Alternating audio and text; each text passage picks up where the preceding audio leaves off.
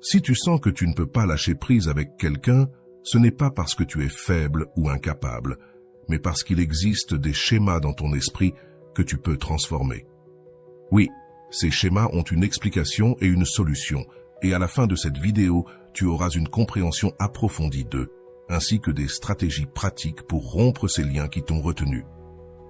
Aujourd'hui, nous allons explorer ensemble les mécanismes psychologiques et émotionnels qui peuvent te maintenir ancré à quelqu'un qui t'a blessé.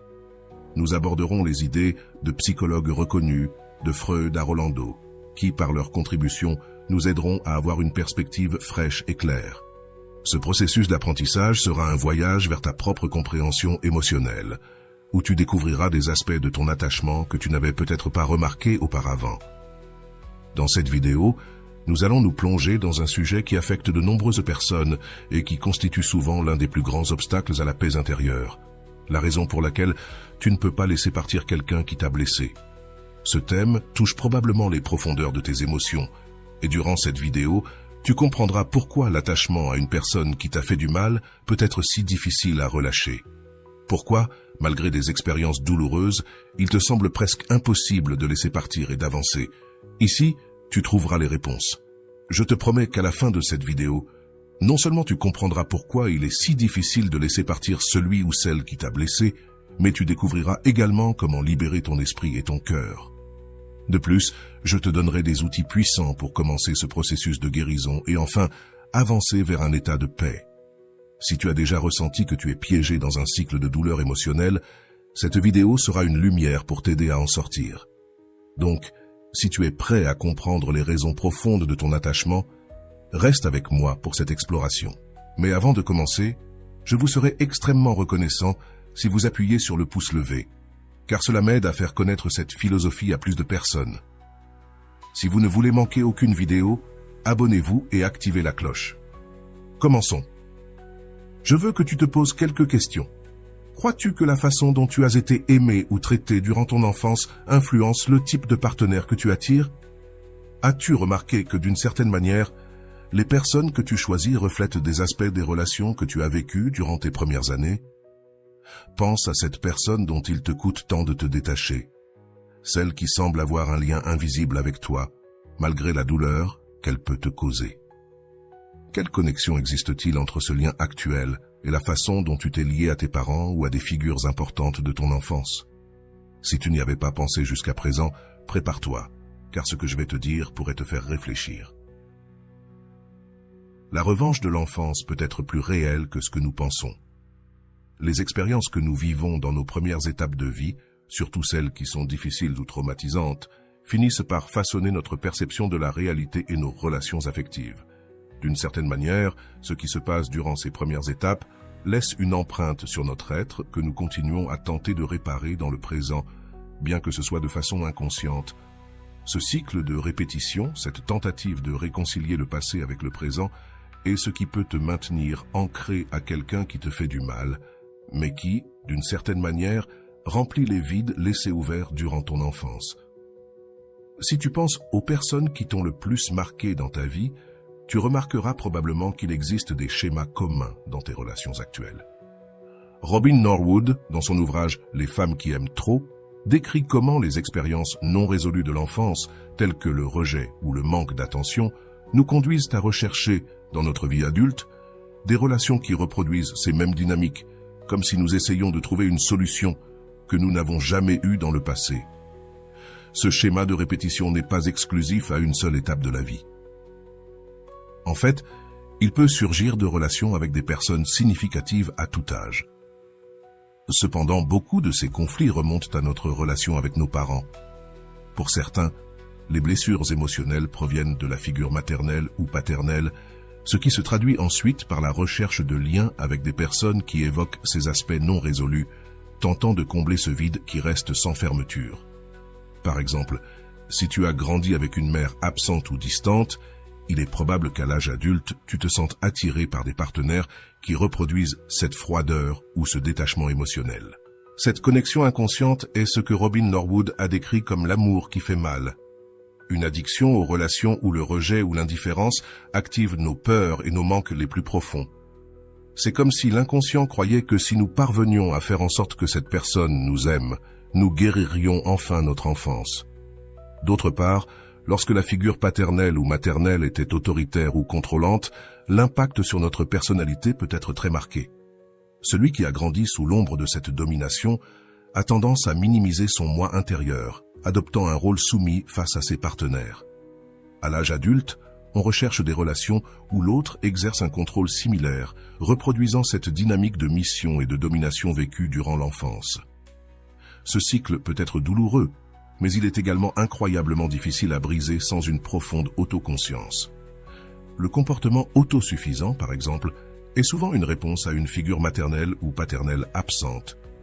Dans de nombreux cas, si l'un des parents s'est désengagé émotionnellement, l'enfant peut grandir en assumant des rôles d'adulte et en prenant les rênes de responsabilité qui ne lui revenaient pas.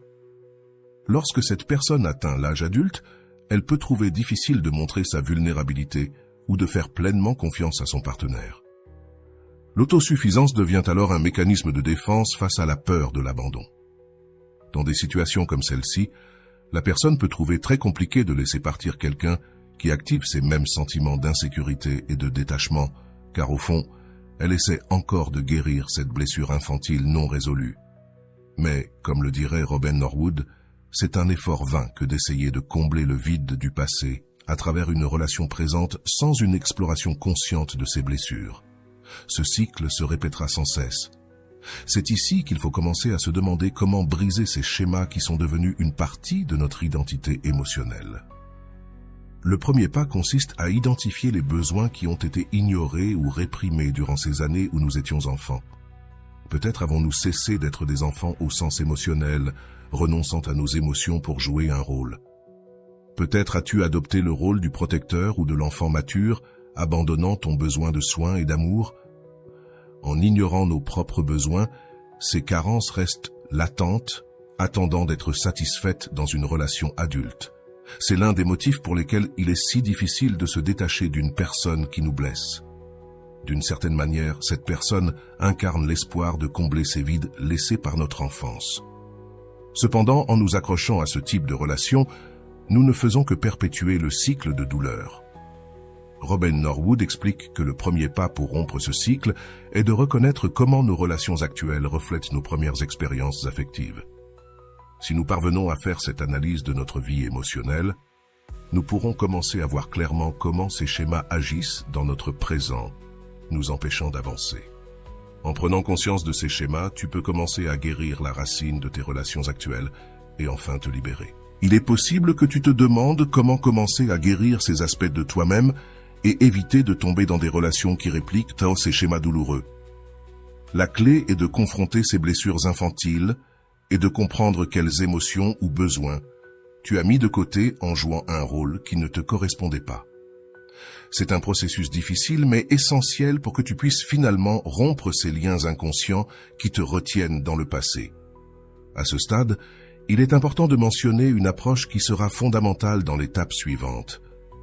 La docteure Nicole Lara, dans l'une de ses vidéos, aborde comment guérir ces blessures périnatales et d'enfance qui sont restées ouvertes. Son travail t'aidera à comprendre les premières étapes que tu peux franchir pour te réconcilier avec ces expériences passées et alléger le poids émotionnel qu'elles entraînent. Nous explorerons plus en profondeur ces stratégies et comment tu peux les appliquer dans ta vie. Il y a 5 étapes pour guérir la blessure du père et nous allons les passer en revue maintenant. La première étape consiste à écrire une note ou une lettre à ton enfant intérieur. Tout d'abord, réfléchis à ton enfance et à toutes les expériences que tu as vécues, ainsi qu'aux choses dont tu avais besoin ou que tu voulais de ton père, mais que tu n'as jamais reçues. Prends un papier ou un carnet dans un endroit sûr et quelque chose pour écrire. Maintenant, utilise ta main non dominante. Si tu es droitier, utilise la gauche. Si tu es gaucher, utilise la droite. Fais-le sans te juger, sans censure, sans te soucier de l'apparence. Prends le temps d'écrire à ton enfant intérieur, permettant à cet être en toi, qui a vécu ces expériences, de savoir qu'en tant qu'adulte, tu comprends non seulement ce qui lui est arrivé, mais que maintenant, tu peux lui promettre que tu es là pour le soutenir. Reconnaître ton enfant intérieur et honorer son expérience initie le processus de guérison. Bien sûr, pour beaucoup, Cela prendra du temps pour réfléchir et écrire, et nous pourrions nous sentir accablés. Peut-être aurons-nous besoin de faire une pause. Écrire la lettre ou explorer notre passé en travaillant avec l'enfant intérieur fait surgir des émotions intenses, et c'est normal et naturel. Va doucement et assure-toi de prendre soin de toi pendant le processus. Ne te précipite pas à passer cette première étape. Il est possible que tu ressentes que la douleur que quelqu'un t'a causée dans le présent est profondément ancrée dans quelque chose de plus. Peut-être te trouves-tu à répéter des schémas de relations nuisibles ou à avoir besoin de la validation de personnes qui ne te valorisent pas. Cela, bien que difficile à accepter, a une base émotionnelle dans ce que tu as vécu pendant tes premières années de vie. Nos expériences précoces nous marquent de manière inconsciente et peuvent influencer la façon dont nous nous rapportons aux autres. Les psychologues John Bowlby et Mary Ainsworth ont développé la théorie de l'attachement, qui explique comment le traitement que nous recevons dans l'enfance façonne nos relations et notre perception de nous-mêmes. Si tu as du mal à laisser partir quelqu'un, il est possible que ce schéma d'attachement soit actif, ancré à des expériences qui n'ont pas encore guéri. Pour commencer à guérir cette connexion avec notre passé, et en particulier avec l'enfant intérieur qui porte ses blessures, il existe une technique puissante qui peut t'aider à reconnaître, accepter et libérer ses sentiments. La docteure Nicole Lapera recommande d'écrire une lettre à ton enfant intérieur, un exercice qui peut sembler simple, mais qui a un impact profond sur notre esprit et notre cœur. En écrivant cette lettre, non seulement tu reconnais ce que tu as ressenti lorsque tu étais petit, mais tu donnes aussi une voix à cet enfant qui réside encore en toi, portant des émotions non résolues. Robin Norwood, auteur de « Les femmes qui aiment trop », souligne également comment le manque d'amour pendant l'enfance peut nous amener à rechercher des relations dans lesquelles nous essayons de combler ce vide. Cet exercice d'écrire une lettre à ton enfant intérieur est un outil pour stopper ces schémas et commencer à guérir. En écrivant à cet enfant, tu te permets d'accepter ce que tu as vécu et de commencer à libérer la douleur accumulée. Cette pratique n'est pas seulement un acte d'amour de soi, mais aussi d'autocompassion, une façon de donner à ton enfant intérieur l'amour qu'il n'a peut-être pas reçu à l'époque. L'importance de cet exercice est inestimable. Aaron Beck, dans sa thérapie cognitive, explique que nos croyances sur nous-mêmes influencent les relations que nous établissons. En écrivant à ton enfant intérieur, tu peux changer ces croyances limitantes qui sont nées de ton enfance. C'est le premier pas pour changer les schémas de dépendance émotionnelle et commencer à construire des relations saines. Dire à cet enfant qu'il n'a pas besoin de gagner l'amour de qui que ce soit est libérateur et nous permet de rompre avec le besoin de rechercher une validation extérieure. Écrire cette lettre est un acte de réconciliation. William James parlait de l'importance d'intégrer le moi essentiel et de l'accepter dans sa totalité. En écrivant, tu donnes à cet enfant l'opportunité d'être entendu, compris et valorisé. Voici un modèle de lettre que tu peux utiliser pour commencer ce processus de guérison. Tu n'as pas besoin de le suivre mot à mot. Utilise-le plutôt comme un guide pour exprimer tes propres sentiments et expériences. Modèle de lettre à l'enfant intérieur. Cher moi de l'enfance, je sais que tu as traversé de nombreux moments difficiles où tu as ressenti qu'il te manquait l'affection et la compréhension dont tu avais besoin. Je sais qu'à certains moments, personne ne te comprenait et que, bien que ce ne fût pas de ta faute, cela t'a fait te sentir seul et perdu. Parfois, tu as même pensé qu'il y avait quelque chose de mal en toi, que si tu étais meilleur ou différent, tu serais digne d'amour. Aujourd'hui, je veux te dire que ce n'était pas vrai, que tu as toujours été et es précieux. Je tiens à te présenter mes excuses, car en grandissant, j'ai oublié de t'écouter et de te valoriser comme tu le méritais. J'ai commencé à te juger, à penser que tu devais changer pour être accepté. Je me suis convaincu que tu étais faible, que tu ne t'intégrerais pas dans le monde, et au lieu de te soutenir, j'ai essayé de te façonner en quelque chose que je croyais que les autres accepteraient. Je me suis trompé. Aujourd'hui, je sais que tu n'as pas besoin de t'intégrer ni d'être différent de qui tu es. Aujourd'hui, je t'accepte et reconnais que chaque aspect de ton être est unique et mérite d'être valorisé. Je sais que cela te fait mal lorsque les gens ne reconnaissent pas ta valeur, lorsque personne ne voit à quel point tu es spécial. Je veux que tu saches que peu importe si personne ne t'a invité à ces fêtes, si personne ne t'a envoyé un message pour savoir comment tu allais, ou si parfois tu as ressenti que tu étais invisible. Rien de tout cela ne définit qui tu es, ni ce que tu vaux.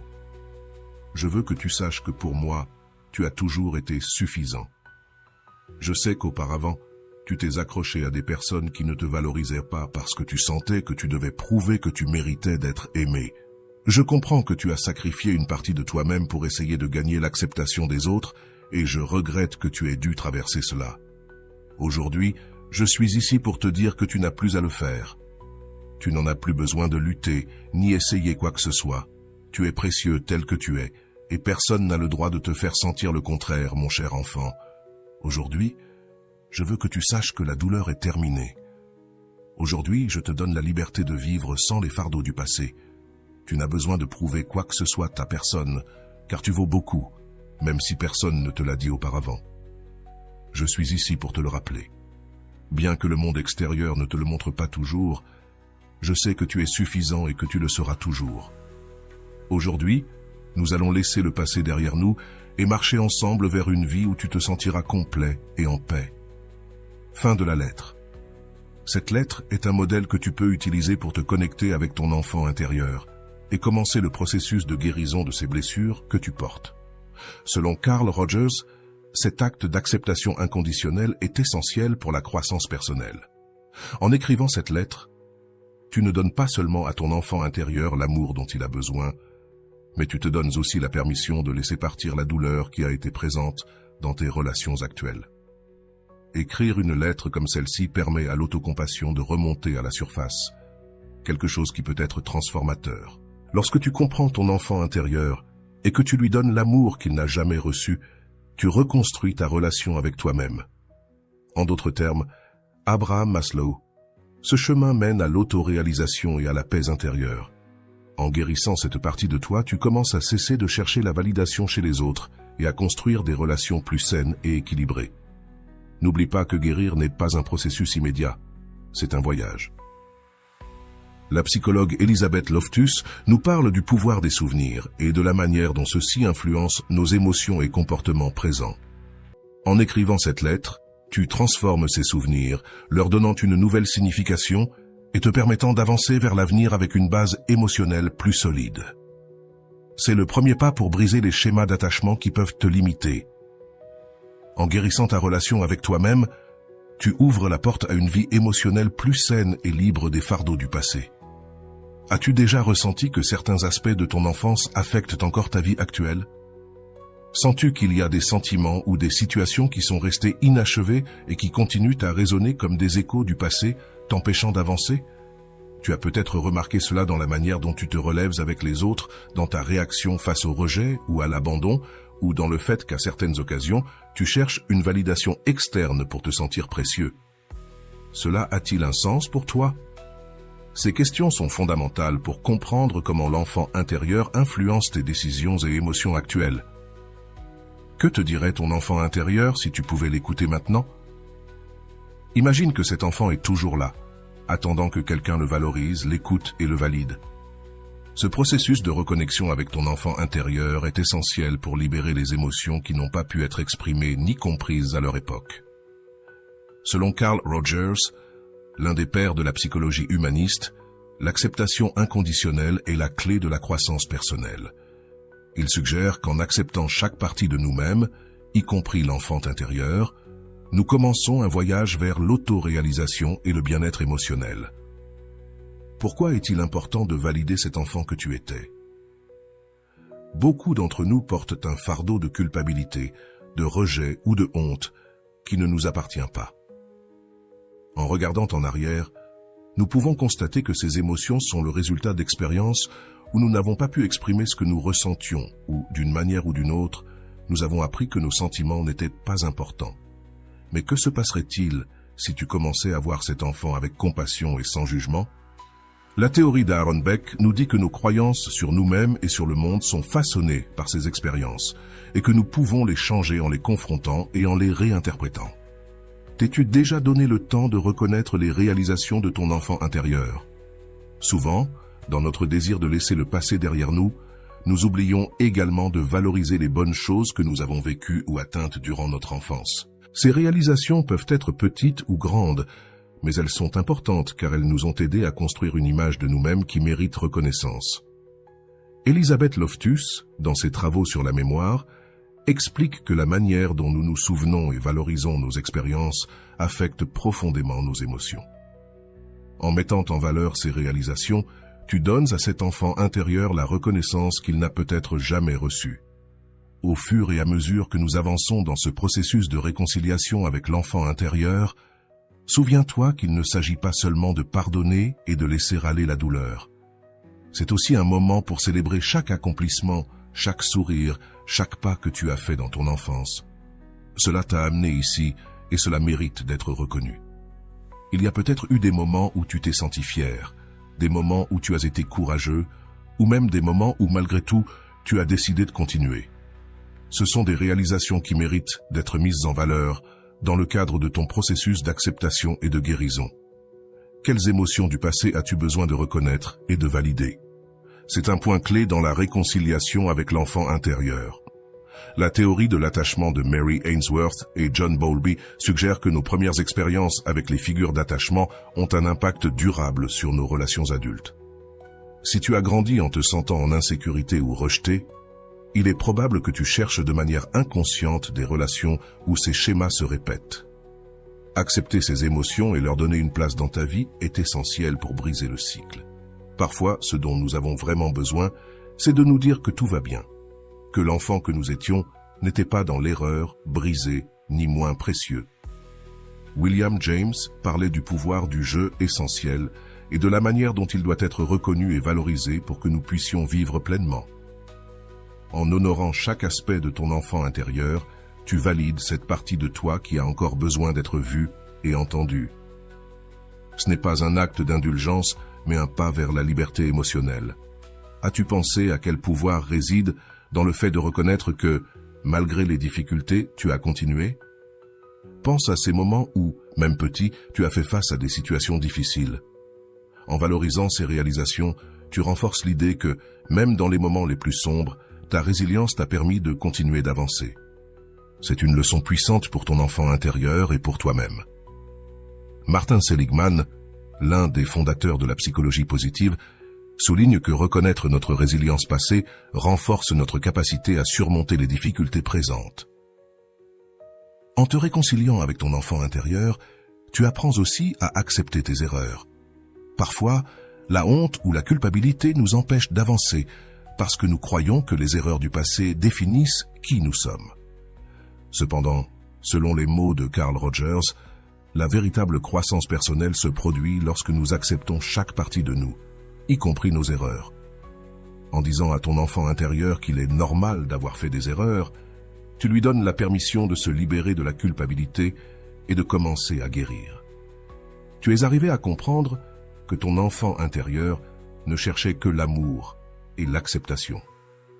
En regardant en arrière, tu peux réaliser que beaucoup de tes actions et décisions étaient motivées par ce désir d'être aimé et accepté. La théorie du docteur. Frankl, sur le sens de la vie, nous rappelle que nous avons tous besoin de sentir que nous sommes aimés par quelqu'un. En reconnaissant ce désir en ton enfant intérieur, tu lui donnes une place précieuse dans ta vie actuelle, lui permettant de se reposer et de se libérer de la pression de chercher validation. À la fin de ce processus, souviens-toi que tu n'as pas besoin de changer ce que tu étais pour être accepté. Ce dont tu as besoin, c'est d'accepter chaque partie de toi-même sans jugement ni attente. En te réconciliant avec ton enfant intérieur, tu fermes une étape et ouvres une nouvelle porte vers la liberté émotionnelle. En travaillant sur la réconciliation avec l'enfant intérieur, il est important de se rappeler que les événements qui nous marquent ne proviennent pas toujours exclusivement de l'enfance. Parfois, des expériences difficiles de notre adolescence, de notre jeunesse ou de notre vie adulte peuvent également engendrer des blessures profondes. Ces expériences laissent une empreinte émotionnelle qui, si elle n'est pas reconnue, peut nous amener à développer des schémas toxiques. La réconciliation avec notre passé englobe donc chaque étape où ces traumatismes ont pu se produire et nécessite une acceptation totale de nous-mêmes et de nos expériences, quel que soit l'âge à laquelle elles se sont produites. Il est courant que les expériences douloureuses se répètent dans notre vie si nous ne leur avons pas donné une résolution émotionnelle adéquate. Cette répétition, selon Freud, est une manière dont l'inconscient essaie de réparer la blessure d'origine. Nous nous retrouvons encore et encore dans des relations ou des situations qui reflètent ces traumatismes que nous n'avons pas guéris. En pardonnant nos erreurs passées et en acceptant nos hontes ou regrets, nous commençons à nous libérer de ce fardeau émotionnel qui nous amène à répéter des schémas de manière inconsciente. Accepter les actes que nous avons commis dans le passé, que ce soit à l'adolescence ou à l'âge adulte, est une étape essentielle dans le processus de guérison. Nous portons une profonde honte pour des erreurs que nous sentons définir qui nous sommes. Cependant, en embrassant ces moments d'erreur comme faisant partie de notre humanité, nous pouvons nous détacher de la nécessité de justifier notre valeur à travers des relations toxiques ou des situations conflictuelles. La véritable réconciliation avec le passé est un acte d'auto-acceptation et de pardon, un acte qui nous permet de nous libérer de la pression de chercher la rédemption chez les autres. Ce détachement de la nécessité de répéter des schémas nuisibles nous permet également d'identifier quand nous sommes dans des relations qui ne nous apportent ni croissance ni bien-être. Cela nous aide à voir clairement que nous n'avons pas besoin de revivre nos traumatismes avec d'autres pour guérir, mais que nous pouvons trouver la paix en nous-mêmes. En reconnaissant la toxicité de certaines relations ou comportements, nous ouvrons un espace pour créer des liens basés sur le respect et l'amour sincère, au lieu de dépendre de relations qui perpétuent seulement la douleur et la frustration. Dans la prochaine section, nous aborderons cette réconciliation de manière pratique à travers une histoire. À travers cette histoire, nous verrons comment ces enseignements et concepts prennent vie dans la réalité et comment le processus d'acceptation et de pardon envers l'enfant intérieur peut transformer notre façon de nous relier aux autres. L'histoire commence dans un coin de la ville de Mexico, où Mariela, une femme de 34 ans, marchait à toute allure entre les grands bâtiments du centre financier. Sa vie s'était écoulée dans une routine stricte qui s'étendait au-delà des horaires de bureau. Elle travaillait comme responsable des ventes dans l'une des entreprises les plus prestigieuses de la ville et avait réussi à gravir les échelons avec effort et sacrifice, ce qui, pour elle, représentait un mélange de fierté et de devoir. Cependant, il y avait quelque chose qui pesait dans chaque pas de Mariela, un secret qu'elle portait avec elle, sa relation avec son patron, une figure redoutée et respectée dans l'entreprise. Mariela, grande et mince, avec des cheveux foncés et raides tombant sur ses épaules, s'habillait toujours avec des costumes impeccables et élégants, un style qu'elle considérait crucial pour impressionner Fernando, son patron et amant, un homme puissant et contrôlant. Elle faisait tout pour être à la hauteur des attentes qu'il avait, convaincue que sa valeur dépendait de ce qu'il pensait. Dès les premières heures de la journée, Mariela consacrait du temps à choisir sa tenue, s'assurant que le maquillage et chaque détail soient en place. Son but n'était pas seulement le travail, elle voulait avant tout capter l'attention de Fernando. Elle arrivait au bureau avant tout le monde et s'investissait dans les projets avec une intensité qui étonnait ses collègues. Pour elle, prouver sa compétence et son dévouement était une constante dans chaque tâche qu'elle entreprenait. Fernando passait près de son bureau, lui lançant parfois des regards d'approbation ou parfois des mots d'encouragement. Cependant, ces moments étaient fugaces et Mariela attendait plus. Elle attendait toujours plus. La relation entre eux était ambiguë. Dans l'environnement de travail, personne ne savait la véritable nature de leur lien, bien que des rumeurs circulaient dans les couloirs. Quand il l'appelait dans son bureau, Mariela ressentait un mélange d'excitation et d'anxiété.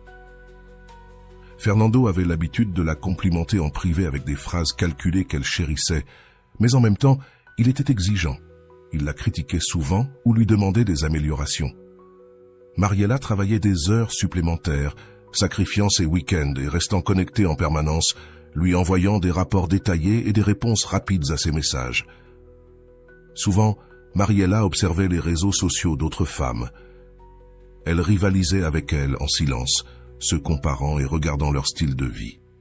Si elle trouvait quelque chose qui lui semblait pertinent pour attirer davantage l'attention de Fernando, elle l'adaptait à sa vie, montrant sur ses réseaux son propre style de vie, mettant en avant ses réussites et son statut dans une danse constante de validation sociale qui semblait ne jamais finir. Son profil était soigneusement construit. Une femme réussie, sophistiquée, avec une éducation enviable et des contacts influents. Mais derrière ces publications se cachait une insécurité latente que seul Fernando parvenait à alimenter et à apaiser à sa manière. Les jours passaient et Mariela se retrouvait piégée dans un cycle d'approbation qui la consumait de plus en plus. Invitations d'amis et de la famille arguant qu'elle avait des engagements professionnels importants. En réalité, elle évitait toute activité qui pourrait interférer avec la possibilité de recevoir un message de Fernando ou que celui-ci lui demande quelque chose à la dernière minute. Quand il lui envoyait un message pour se rencontrer en dehors des heures de travail, Mariela laissait tout sans hésiter, se rendant sur place, convaincue qu'il, au fond, la valorisait. Lors d'une de ces réunions, Fernando l'invita dans un restaurant exclusif dans le sud de la ville. Mariela arrive avant l'heure convenue, excitée et nerveuse. Pendant le dîner, il lui parla de sa vision pour l'entreprise, de ses projets et de la manière dont il espérait compter sur elle pour les réaliser. Mariela hocha la tête, ravie à l'idée d'être une partie essentielle des plans de Fernando.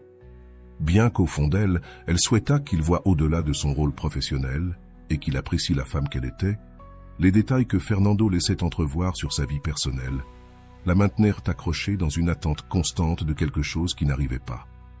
Parfois, il parlait de ses amis et des fêtes auxquelles il assistait, ou des femmes avec lesquelles il sortait. Bien que ses confessions la blessaient, Mariela essayait de ne pas le montrer. Au contraire, elle s'efforçait davantage de lui plaire. Tout ce qu'elle faisait tournait autour de lui. Elle s'adaptait à ses horaires, à ses intérêts, et veillait à être toujours la première à le féliciter lors des occasions importantes ou à lui envoyer un message quand quelque chose de significatif se produisait dans l'entreprise. Mariela en venait à négliger des aspects importants de sa vie personnelle, refusant des invitations d'anciens amis ou même de ses propres parents pour être disponible pour Fernando. Les relations familiales commencèrent à se détériorer et certains de ses amis de l'université cessèrent de la chercher, fatigués de ses constantes excuses et absences. Au fond, Mariela se sentait seule, mais elle pensait que tout ce sacrifice en valait la peine si elle réussissait à conquérir le cœur de Fernando. Les mois passèrent, et Mariela s'accrochait à tout signe d'affection ou d'attention que lui offrait Fernando. Même si ce n'était que des miettes, elle savait que Fernando sortait avec d'autres femmes, mais elle se répétait qu'à un moment donné, il verrait ses efforts et son engagement. Elle essayait de se convaincre que ce qu'elle lui offrait était différent de ce que d'autres pouvaient lui donner. Cette pensée la maintenait en vie, la faisait se lever chaque jour et continuer à concourir dans cette course silencieuse où elle semblait être la seule participante. Un après-midi, alors qu'elle organisait des documents dans son bureau, Mariela reçut un message de Fernando lui demandant de monter dans son bureau. Avec le cœur battant, elle prit ses affaires et se dirigea vers son bureau. Là, il l'accueillit avec un sourire, et pendant quelques minutes, ils parlèrent d'un projet important. Cependant, peu de temps après, il détourna la conversation vers des sujets plus personnels. La tension entre eux devint évidente, et Mariela ressentit un mélange de joie et d'anxiété. C'était toujours ainsi. Ces moments la faisaient se sentir vivante. De retour à son bureau, Mariela ne put pas se concentrer sur son travail. Son esprit était rempli des mots de Fernando, de ses gestes, de son regard. Elle se sentait spéciale, même si elle savait au fond d'elle qu'il ne s'engageait pas et ne lui donnait pas ce qu'elle désirait vraiment. Mais Mariela continuait d'espérer, accrochée à l'illusion qu'un jour, il changerait, qu'il la verrait avec les yeux qu'elle désirait. À la fin de la journée, en consultant son téléphone, elle remarqua que Fernando avait publié une photo avec une autre femme. Son estomac se noua et une sensation de colère et de tristesse l'envahit. Ce n'était pas la première fois que cela se produisait, mais Mariela trouvait toujours une justification pour continuer, pour ne pas rompre avec lui. Pourtant, la tristesse était inévitable, et cette nuit-là, elle rentra chez elle en se sentant plus seule que jamais. Une fois chez elle, Mariela s'assit devant le miroir, observant son propre reflet. La fatigue était évidente, mais au-delà de cela, elle pouvait voir une tristesse qu'elle essayait de cacher. La situation avec Fernando commençait à peser plus qu'elle n'était prête à l'admettre, et pourtant, son esprit lui disait qu'elle devait continuer à essayer, que peut-être tous ses efforts et sacrifices porteraient leurs fruits. Mariela se levait chaque jour avec la conviction qu'elle devait gagner la reconnaissance de Fernando. Peu importait si ses efforts semblaient vains, ou si, au fond, elle se sentait vide. L'important était de remplir une mission qu'elle s'était imposée depuis petite, être la meilleure. Elle avait grandi dans une famille où les réussites académiques et un comportement irréprochable étaient le seul chemin vers l'acceptation. Ses parents étaient sérieux, réservés et stricts, et leurs conversations avec elle, rares, étaient les mots d'affection.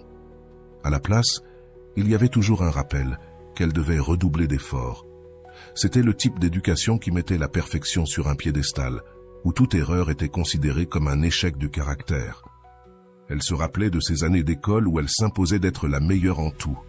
Ses parents ne toléraient pas un bienfait médiocre. Pour eux, tout devait être exceptionnel. Si elle obtenait la 2e place lors d'une compétition ou un 9 au lieu d'un 10, ses parents la regardaient avec mépris. Son père, en particulier, avait une expression rigide qu'elle apprit à craindre.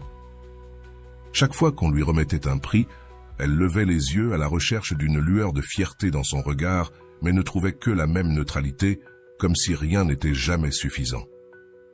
Cette froideur a marqué sa vie. Dès son jeune âge, Mariella avait développé un lien entre la réussite et l'acceptation. Seulement, en étant la meilleure, elle se sentait à sa place dans le monde. Devenus adultes, ce schéma demeurait latent. Chaque réussite professionnelle et chaque sacrifice personnel était orienté vers l'obtention de l'approbation des autres. Une approbation qu'elle projetait en ce moment sur Fernando. Sans s'en rendre compte, il était devenu la figure d'autorité qu'elle souhaitait impressionner, comme s'il était ce professeur distant qu'elle devait convaincre de mériter une distinction spéciale. Chaque fois qu'il la complimentait ou l'invitait dans son bureau, elle sentait qu'elle montait sur une échelle invisible et, dans les moments les plus intimes avec lui, elle avait l'impression d'avoir atteint une récompense, comme si c'était le 10 qu'elle recherchait enfant. Un après-midi, alors qu'elle consultait son téléphone au bureau, Mariella décida de publier sur ses réseaux sociaux « Une femme de grande valeur mérite un homme à sa hauteur ». Elle appuya sur « Publier » et regarda son profil avec satisfaction. Dans ces mots, elle essayait de se convaincre que Fernando était cette récompense. Elle se disait qu'elle n'allait qu'avec quelqu'un du même niveau de réussite. Bien qu'elle ressentit une gêne qu'elle ne pouvait pas totalement reconnaître, elle observa son reflet dans la vitre du bureau et se demanda si elle croyait réellement ces mots ou si elle tentait simplement de combler un vide. Une fois, lors d'un rendez-vous avec Fernando dans un hôtel, il la regarda avec un sourire énigmatique et lui dit « Tu es la femme la plus ambitieuse que j'ai connue. Ça me plaît chez toi. » Mariella ressentit un frisson de satisfaction. L'approbation dans sa voix était un prix qu'elle n'obtenait pas facilement. Et pour elle, cette simple phrase la faisait sentir plus accomplie que n'importe quel succès professionnel. « Tu le penses vraiment ?» demanda-t-elle, essayant de ne pas montrer trop de son enthousiasme. Fernando acquiesça et Mariella sentit que, enfin, tout valait la peine. Cette nuit-là, alors qu'ils prenaient une photo ensemble à l'hôtel, elle pensa qu'enfin, elle obtenait ce qu'elle méritait. Elle publia la photo sur ses réseaux, choisissant le meilleur angle et appliquant le filtre parfait, cherchant à ce que tous la voient comme une femme forte et sûre d'elle. Pourtant, au fond, chaque « j'aime » lui rappelait qu'elle cherchait toujours une approbation qui ne semblait jamais suffisante. Mariella remarqua l'arrivée de la nouvelle employée dès qu'elle entra dans le bureau. Daniela, une femme jeune, fraîche et sûre d'elle, irradiait un charisme qui attirait l'attention de tous.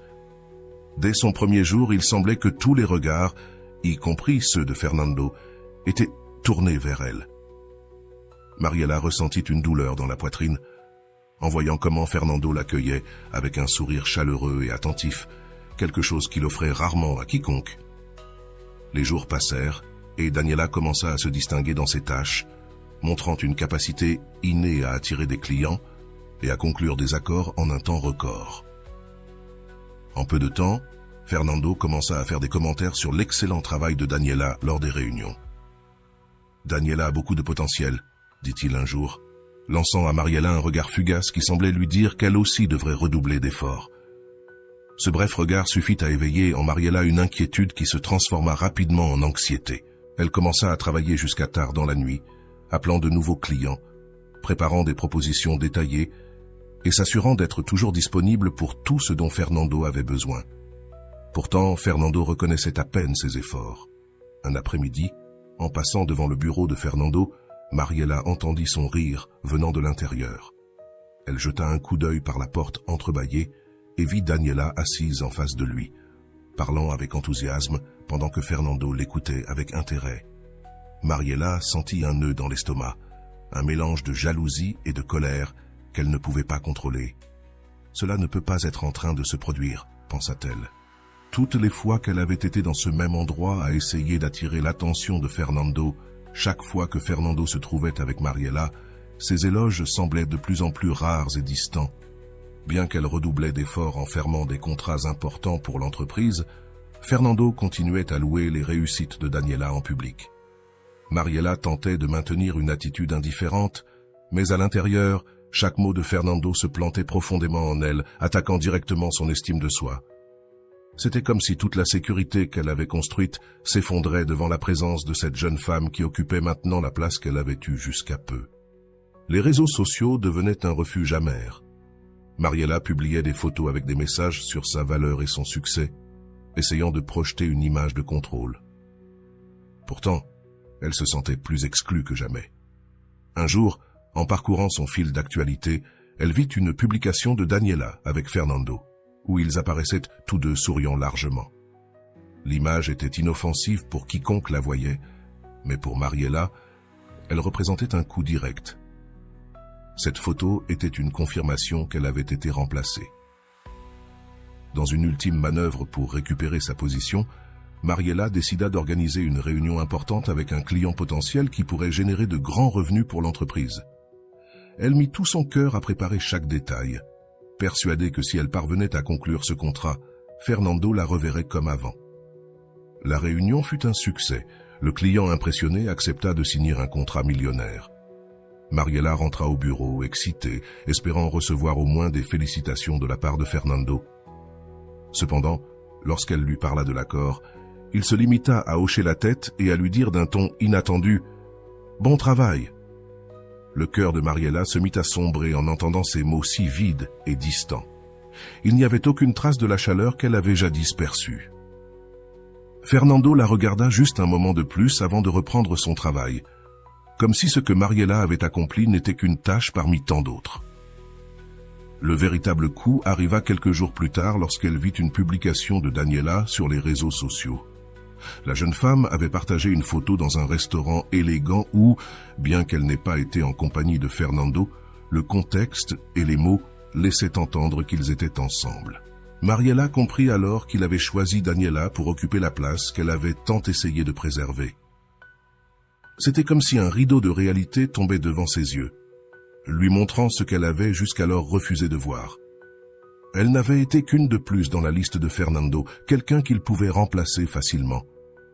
Elle se remémora les promesses de Fernando concernant son divorce, ses paroles pleines de faux espoirs, lui disant que cette fois-ci, c'était réel. Mais à chaque fois, ses promesses restèrent vides. Elle avait toujours voulu croire que, malgré tout, il la choisissait, elle. Mais maintenant, en voyant comment il portait son attention sur Daniela sans aucun remords, Mariela se rendit compte que toutes ses promesses n'avaient été que des mots vides. Cette nuit-là, elle rentra chez elle et s'assit au bord de son lit, regardant le vide.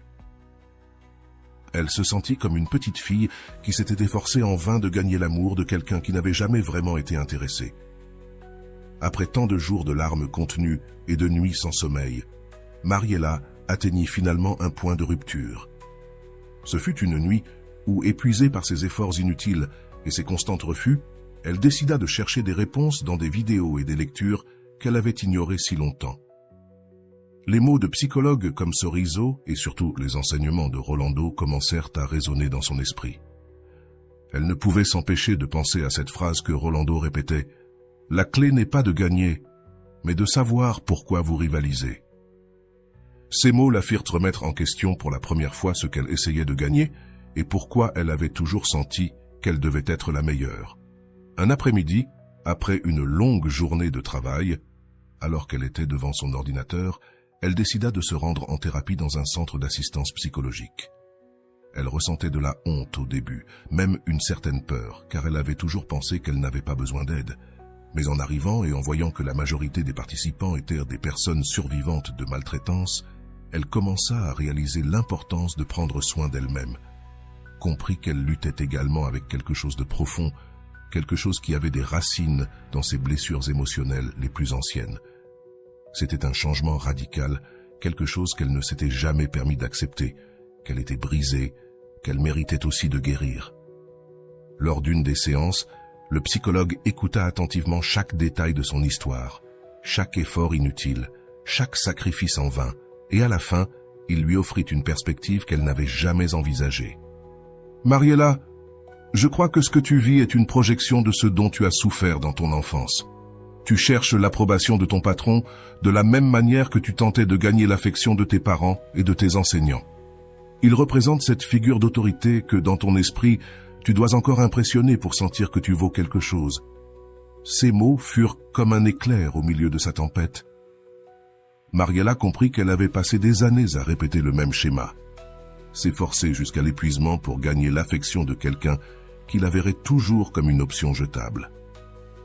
Elle avait transformé Fernando en une sorte de symbole de ce qu'elle avait vécu depuis petite. Cette révélation fut libératrice et douloureuse à la fois. La blessure de son enfance, ce besoin insatiable d'être la meilleure pour recevoir de l'amour, se projetait encore et encore dans ses relations présentes. « Alors, je n'ai pas à être toujours performante ?» demanda-t-elle à voix basse, presque comme si elle s'adressait à cet enfant intérieur qu'elle avait réprimé pendant si longtemps. Le psychologue lui sourit et lui dit « Non, Mariella, tu n'as pas toujours à être performante. C'est bien d'être vulnérable. En fait, c'est ce qui te rendra réellement libre. » Pour la première fois de sa vie, elle sentit qu'elle pouvait simplement être Mariella, sans avoir besoin de briller constamment pour se sentir précieuse. Ce changement de perspective l'incita à réévaluer tout dans sa vie, y compris sa relation avec Fernando et sa position dans l'entreprise. Elle commença par revoir son contrat et établir des limites claires dans son travail. Elle se rendit compte qu'elle avait consacré des heures supplémentaires simplement pour plaire à quelqu'un qui ne la voyait pas comme une personne, mais comme une ressource remplaçable. Elle décida de limiter ses heures au bureau et de ne plus répondre aux emails et aux messages en dehors des heures de travail. Soudain, le travail n'était plus sa seule source de validation. Avec cette nouvelle approche, Mariella sentit un poids énorme se lever de ses épaules. La pression d'impressionner Fernando commença à s'estomper et pour la première fois, elle commença à penser à ce qu'elle voulait vraiment faire de sa vie. Elle se souvint combien elle aimait peindre à l'huile, une passion qu'elle avait mise de côté depuis des années. Le lendemain, elle se rendit dans un magasin d'art et acheta quelques matériaux, excitée de se reconnecter à cette partie d'elle qui avait été cachée sous des couches de perfectionnisme et de besoin d'approbation. Elle commença à passer ses après-midi à peindre, se consacrant du temps à elle-même, explorant les couleurs, les formes et les textures. Chaque coup de pinceau était une libération, une façon d'exprimer tout ce qu'elle avait réprimé pendant des années. Son cœur, qui jusque-là avait été piégé dans une relation malsaine et dans une quête désespérée de reconnaissance, commença à trouver la paix dans la tranquillité de ses propres traits. Les jours passèrent, et Mariella remarqua comment ses publications sur les réseaux sociaux changeaient. Elle n'avait plus besoin de montrer au monde ce qu'elle avait ou le statut qu'elle avait atteint. Au lieu de cela, elle postait des photos de ses peintures, de ses moments de tranquillité et des phrases sur ce qui importait vraiment dans sa vie. Le besoin de validation s'estompait peu à peu, tandis qu'elle se permettait d'explorer qui elle était sans la pression d'être toujours la meilleure. Un après-midi, en peignant, elle se souvint des mots de Rolando. Il ne s'agit pas d'impressionner, mais de comprendre pourquoi nous cherchons à le faire. Pour la première fois, ces mots avaient un sens profond. Elle comprit qu'elle avait passé toute sa vie à poursuivre quelque chose qu'elle ne pourrait jamais atteindre si elle continuait à se mesurer aux réalisations des autres.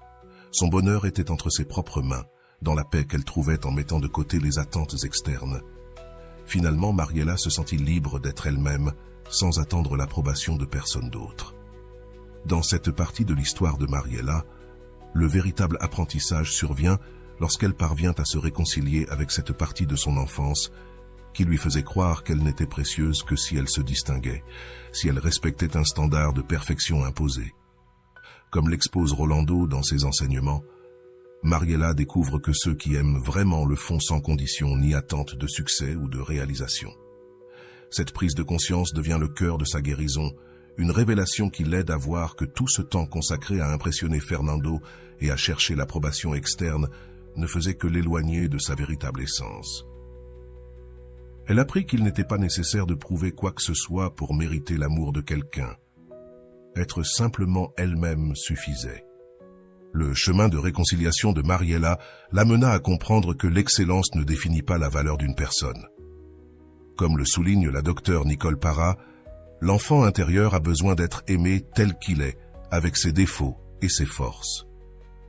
Dans son processus thérapeutique, Mariela parvint à un point d'acceptation de cet enfant qui avait autrefois cru qu'elle ne serait aimée que si elle obtenait les meilleures notes, les plus grands succès, ou si elle atteignait un statut que ses parents considéraient digne. La guérison est survenue lorsqu'elle a compris que l'amour véritable ne se gagne pas par des mérites ou des réussites, mais à travers l'authenticité et l'acceptation de soi. Une autre idée contribue également à ce processus de guérison en exposant que les personnes qui nous aiment vraiment nous acceptent sans filtre ni attente. Mariela a compris que chercher à être toujours la femme de haut statut était un masque qu'elle utilisait pour compenser son insécurité, cette voix intérieure qui lui disait qu'elle n'était pas à la hauteur. En laissant aller ce besoin, elle a compris que ceux qui l'aimeraient le feraient, qu'elle soit une cadre accomplie ou une simple travailleuse. Cette notion l'a libérée du fardeau d'essayer d'être parfaite, lui permettant d'être vulnérable et ouverte à recevoir de l'amour de manière authentique, sans prétention ni attentes irréalistes. Au fur et à mesure qu'elle approfondissait sa connaissance de soi, elle a commencé à comprendre qu'il n'était pas nécessaire de rivaliser pour un statut, des possessions ou des revenus pour être aimée.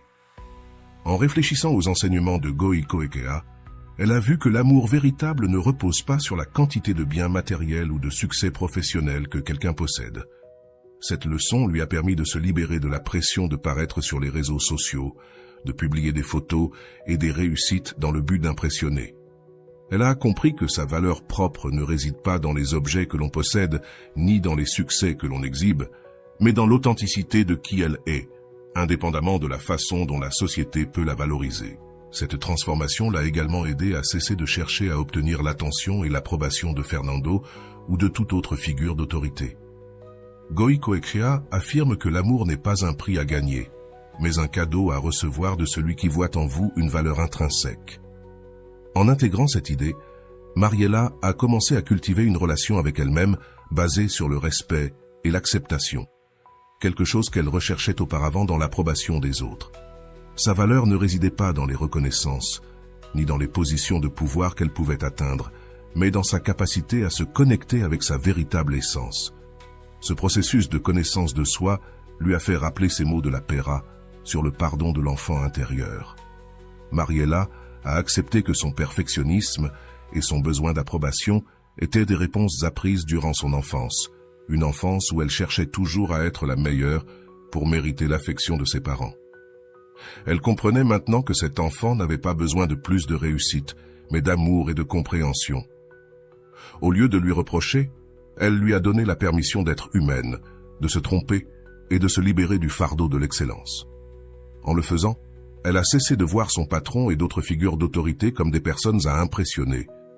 Maintenant, ce n'était que des personnes dans sa vie, sans le pouvoir de définir sa valeur. L'apprentissage final que Mariela a intégré a été que personne ne peut combler le vide qu'elle devait elle-même guérir de l'intérieur. Aucun succès, statut ou approbation externe ne pouvait satisfaire l'amour-propre qu'elle devait construire. Ainsi, son chemin vers la réconciliation l'a menée à trouver la paix dans ses propres talents, dans ses propres réussites, sans avoir besoin de les partager pour recevoir reconnaissance. Elle a compris que la véritable valeur de ses réussites ne résidait pas dans l'approbation des autres, mais dans la signification personnelle que ces réussites lui donnaient. De plus, la lecture d'auteurs comme Robin Norwell et l'analyse de ses schémas répétitifs lui ont montré qu'elle projetait dans ses relations adultes le manque d'affection qu'elle avait ressenti étant enfant. En prenant conscience de cela, Mariela a pu se libérer du cycle d'attirer des relations où sa valeur dépendait de la validation externe. Elle a compris que personne ne devait satisfaire ses besoins émotionnels les plus profonds, sauf elle-même, et que lorsque l'amour véritable viendrait, ce serait quelqu'un qui l'aimerait sans attendre qu'elle remplisse une série d'attentes ou de réussites. L'histoire de Mariela nous montre comment l'amour véritable est celui qui permet d'être vulnérable, qui n'exige ni succès ni perfection. Avec ce changement de perspective, Mariela a transformé sa manière de voir les relations et l'amour. Cette compréhension ne l'a pas seulement aidé à se libérer d'une relation toxique, mais aussi à réorienter sa vie vers ce qui lui apportait vraiment la paix. Lorsque nous atteignons ce moment de questionnement sur les raisons pour lesquelles nous restons dans des relations ou des situations qui nous blessent, la première chose qui surgit est un besoin sincère de changement. Mais ce changement, pour qu'il transforme réellement, doit venir d'un engagement profond envers soi-même, d'une promesse de prendre soin de soi, de se respecter et de se protéger à chaque étape du chemin. Les histoires et exemples que nous avons partagés ne sont pas seulement des expériences d'autres, mais des portes qui ouvrent un espace en vous pour examiner votre vie et décider ce dont vous avez réellement besoin pour guérir et avancer. Si vous vous sentez identifié à cette situation, je veux vous inviter à prendre un moment et à regarder la vidéo de Rolando que je vous recommande. Dans cette vidéo, Rolando explore comment l'amour de soi n'est pas seulement une idée abstraite, mais un chemin de décision concrète et d'action qui vous mène à choisir ce qui est vraiment bon pour vous, ce qui vous aide à grandir et à vous libérer de la dépendance émotionnelle et des relations qui vous limitent. Cette vidéo peut vous offrir une perspective unique et renforcer votre engagement envers ce processus de guérison. Cette vidéo se trouve dans le premier lien en description et dans le premier commentaire. L'autre jour, j'étais en vidéoconférence avec un ami et il m'a fait comprendre à quel point notre langage doit être soigneusement utilisé avec chaque mot que nous lâchons, car ils peuvent soit nous aider à valoriser ce que nous sommes déjà, soit ruiner notre perception de nous-mêmes. Je vais vous expliquer pourquoi.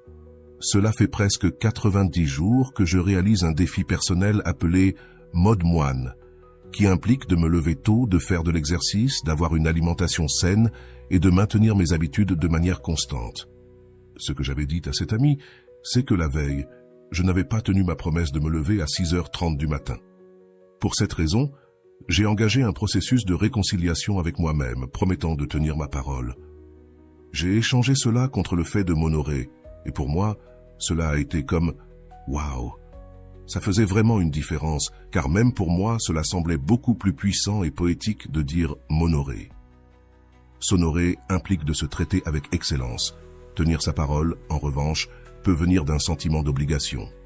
À quel point la relation que vous avez avec vous-même peut-elle s'améliorer juste en changeant un mot dans votre vocabulaire intérieur? Et dites-moi, aujourd'hui, allez-vous tenir votre promesse ou l'honorer? J'aimerais beaucoup savoir. Maintenant, quand vous décidez d'appliquer ces enseignements dans votre vie, de nombreuses questions surgissent. Que êtes-vous prêt à faire pour vous libérer de ces schémas? Quelles choses, personnes ou relations êtes-vous prêt à laisser derrière vous pour protéger votre paix? Cela peut être difficile au début et vous pouvez même ressentir de la résistance, mais voici le secret. Chaque petit pas compte. Au lieu d'essayer de tout changer d'un coup, commencez par de petites actions qui vous permettront de cultiver une relation solide et aimante avec vous-même. Comment pouvez-vous vous accorder un espace quotidien pour réfléchir et vous remercier pour les réalisations que vous obtenez, aussi petites soient-elles? Posez-vous également la question, de quelle manière avez-vous permis à la validation externe de définir votre valeur? Combien de fois avez-vous cherché l'approbation des autres au lieu de vous écouter vous-même? Lorsque vous commencez à observer cela, l'étape suivante consiste à travailler à la construction d'une source interne d'amour et de reconnaissance. Une source qui ne dépend pas de l'opinion des autres, mais de ce que vous ressentez et pensez réellement de vous-même. Ce processus n'est pas facile, mais il vous rapprochera de la paix et de relations plus saines, où votre valeur ne dépend pas d'être quelqu'un que vous n'êtes pas. Maintenant, considérez ce qui suit. Quelles activités, loisirs ou objectifs avez-vous mis de côté parce que vous ne pensiez pas qu'ils valèrent la peine sans reconnaissance externe? Se reconnecter à ce qui vous rend vraiment heureux, indépendamment de la validation, est l'une des manières les plus puissantes de construire une base solide d'amour de soi. Que pouvez-vous faire aujourd'hui pour vous rapprocher de cette partie authentique de vous, de cette version de vous qui n'a pas besoin d'approbation, mais seulement d'un espace pour s'exprimer. Si ce contenu a résonné avec vous, je vous invite à vous abonner pour que nous puissions continuer à explorer ces thèmes et à trouver des outils qui nous permettent de vivre pleinement. Partagez dans les commentaires quel enseignement vous a le plus touché et comment vous allez l'appliquer dans votre vie. N'oubliez pas que chaque commentaire est une opportunité d'apprendre et de grandir ensemble en tant que communauté.